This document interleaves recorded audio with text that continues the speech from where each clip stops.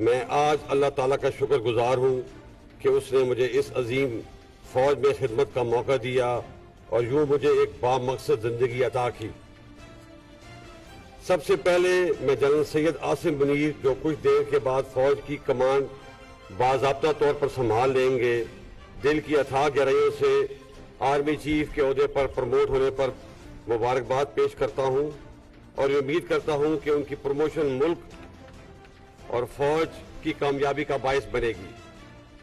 میری رفاقت جنرل عاصم منیر سے 24 سالہ پرانی ہے۔ جنرل عاصم منیر ایک حافظ قرآن ہونے کے علاوہ ایک بہت پیشہ ور، باصلاحیت اور اعلیٰ اصولوں کے کاربند افسر ہیں۔ مجھے پورا یقین ہے کہ ان کی قیادت میں فوج کامیابی کے نئے منازل عبور کرے گی اور ان کی تعیناتی فوج اور ملک کے لیے انشاءاللہ بہت مثبت ثابت ہوگی۔ مجھے خوشی ہے کہ میں فوج ایک مایہ ناز اور کابل کے حوالے کر ریٹائر ہو رہا ہوں۔ معزز حاضرین، آج سے 44 سال پہلے میرا فوجی سفر شروع ہوا تھا جو آج اختتام پذیر ہو رہا ہے۔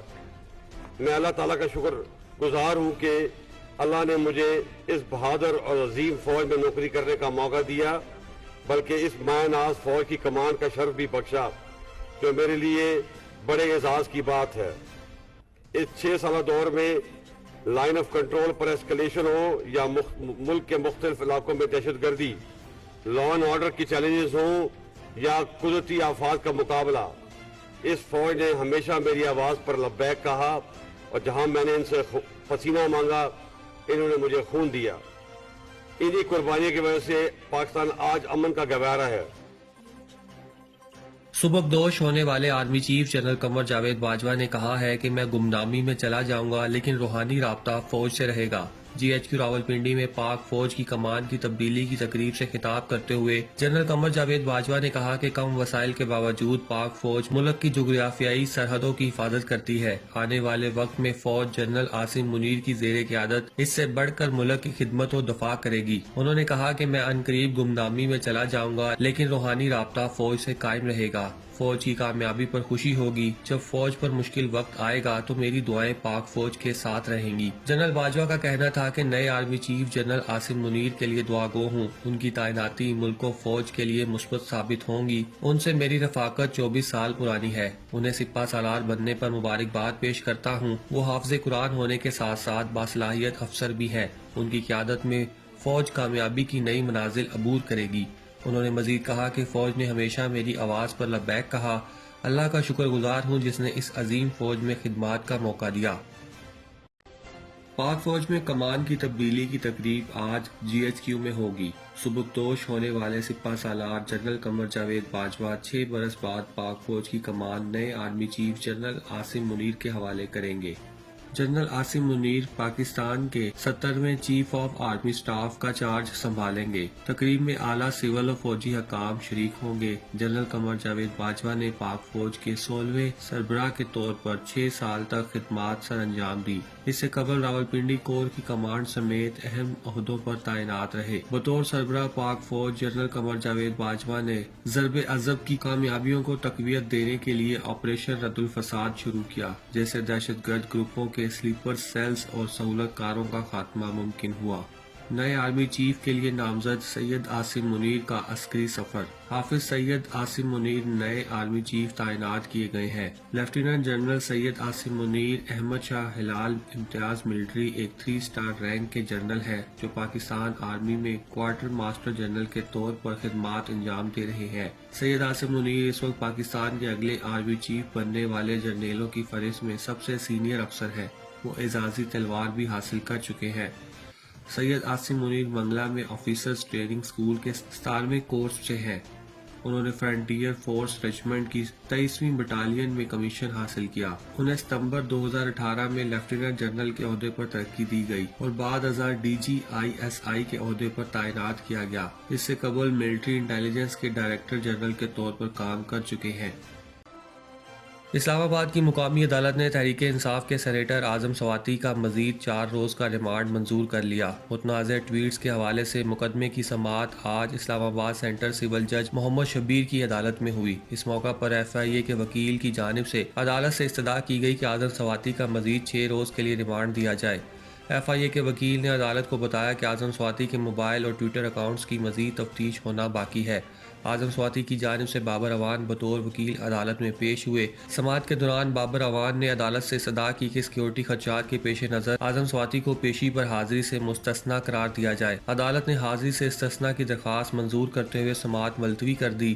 خیال رہے اعظم سواتی کو متنازع ٹویٹس کیس میں 27 نومبر کو گرفتاری کے بعد 2 روزہ ریمانڈ پر ایف آئی اے کے حوالے کیا تھا۔ اسی روز ہی اعظم سواتی پر کراچی کے 3 تھانوں میں بھی ایف آئی آر درج کی گئی۔ یہ مقدمات اورنگی ٹاؤن، درخشاں اور کلفٹن کے تھانوں میں درج کیے گئے۔ اتوار کی صبح ایف آئی اے نے تحریک انصاف کے سینیٹر اعظم سواتی کو اسلام آباد میں واقع فارم ہاؤس سے گرفتار کیا تھا۔ گرفتاری دینے سے قبل اعظم سواتی نے ایک ویڈیو بیان میں کہا تھا کہ مجسٹریٹ ان کے وارنٹ لائے ہیں جو ٹھیک ہے۔ ویڈیو بیان میں ان کا کہنا تھا کہ رات کو تقریر ختم کرنے کے بعد وہ خیبر پختونخوا نہیں گئے بلکہ سیدھا اسلام آباد آئے ہیں۔ میں نے کوئی بھی جرم کیا ہو اس کا طریقہ یہ ہے کہ مجسٹریٹ کے سامنے پیش کریں اور اس کے بعد سزا کے لیے بالکل تیار ہوں۔ اعظم سواتی کو وفاقی تحقیقاتی ادارے ایف آئی اے کے سائبر کرائمز ونگز نے ان کی 1، 24 اور 25 نومبر کی فوج سے متعلق متنازع ٹویٹس کی بنیاد پر گرفتار کیا تھا۔ فرح شہزادی صاحبہ کی طرف سے عمر فاروق کو دبئی میں اور ایک اینکر اور ٹی وی چینل کو 5 ارب کے ہرجانے کا نوٹس جاری کر دیا گیا۔ عمر فاروق نے جھوٹ بولا اور اس کا ثبوت یہ ہے کہ فرح شہزادی کا ٹریول ریکارڈ دیکھ لیں۔ وہ 2019 میں امریکہ گئی تھیں اور ٹرانزٹ ویزا لیا تھا، دبئی تو گئی ہی نہیں وہ، اور نہ وہ دبئی نکل کر آئی ہیں اور نہ ہی انہوں نے کوئی گھڑی بیچی ہے۔ عمر فاروق کو انہیں کہا کہ 7 دن کے اندر اندر اپنے الزامات واپس لیں، ٹی وی چینلز پر آ کر معافی مانگے۔ عمران خان صاحب کا کوئی سارے کیس سے کسی طرح سے بھی دور دور تک تعلق نہیں ہے۔ گھڑی انہوں نے پاکستان کے اندر بیچی، یہ بھی ریکارڈ کے اوپر آ گیا ہے۔ یہ صرف ایک سیاسی جماعت کو ملائن کرنے کے لیے، عمران خان صاحب کی ذات کو ملائن کرنے کے لیے سارے کام کیا گیا ہے۔ ساتھ یہ بھی بتا دیا گیا ہے کہ 499 کے تحت یہ ہتک عزت ڈیفیمیشن جرم قابل دستاویزی پولیس ہے، جس میں 500 سیکشن تعزیرات پاکستان کے تحت سزا دی گئی ہے۔ پیمرا کے علاوہ دبئی کے اندر یا انگلینڈ کے اندر بھی جو کارروائی شروع کرنی ہے وہ بھی کیا جائے گا۔ پہلا جو ہے ابتدا کر دی گئی ہے، ہتک عزت کے نوٹس جاری کر دیا گیا، 7 دنوں کے اندر جواب مانگا گیا۔ ٹھیک ہے۔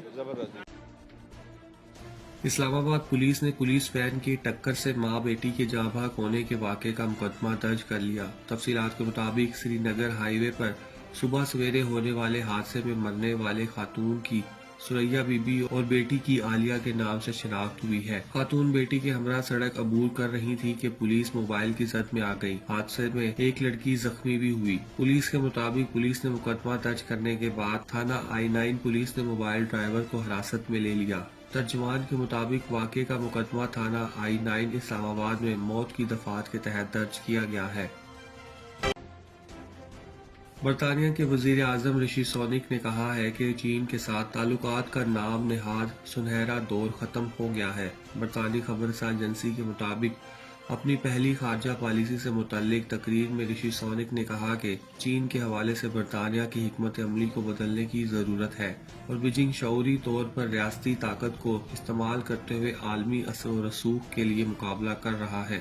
انہوں نے کہا کہ ہم پر یہ واضح ہو جانا چاہیے کہ نام نہاد سنہری دور اس سادہ خیال کے ساتھ کہ تجارت سماجی اور سیاسی اصلاحات کا باعث بنے گی ختم ہو چکا ہے۔ رشی سونک کی کنزرویٹو پارٹی میں سے چند ارکان نے ان پر تنقید کی ہے۔ گزشتہ برس بطور وزیر خزانہ انہوں نے اقتصادی تعلقات کو وسعت دینے کے ساتھ ساتھ انسانی حقوق کے خدشات پر چین کے حوالے سے ایک حکمت عملی پر زور دیا تھا۔ تاہم رشی سونک اور چین کے صدر شی جن پنگ کے درمیان رواں ماہ بالی میں ہونے والی G20 سربراہی اجلاس کے موقع پر طے شدہ ملاقات منسوخ ہو گئی تھی۔ گزشتہ ہفتے لندن نے حساس سرکاری عمارتوں میں چینی ساختہ سیکیورٹی کیمروں پر پابندی لگا دی تھی۔ رشی سونک نے برطانوی نشریاتی ادارے BBC کے ایک بیان کا حوالہ دیا جس میں بتایا گیا تھا کہ اس کے ایک صحافی پر چینی پولیس نے حملہ کیا تھا۔ انہوں نے کہا کہ ہم تسلیم کرتے ہیں چین ہمارے اقتدار اور مفادات کے لیے ایک چیلنج ہے۔ चांदनी चौक पर आएं, घर जैसा खाना खाएं।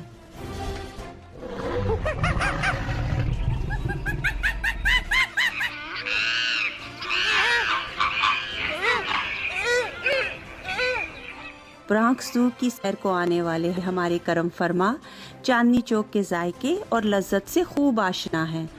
चांदनी चौक ब्रॉन्क्स साडा रेस्टोरेंट है हलाल चांदनी चौक प्लीज आओ इत्थे दा फूड टेस्ट करो।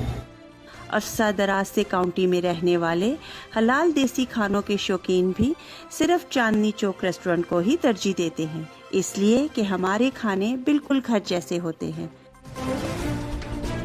2570 ब्रॉन्क्सवुड एवेन्यू, ब्रॉन्क्स, न्यूयॉर्क 10469।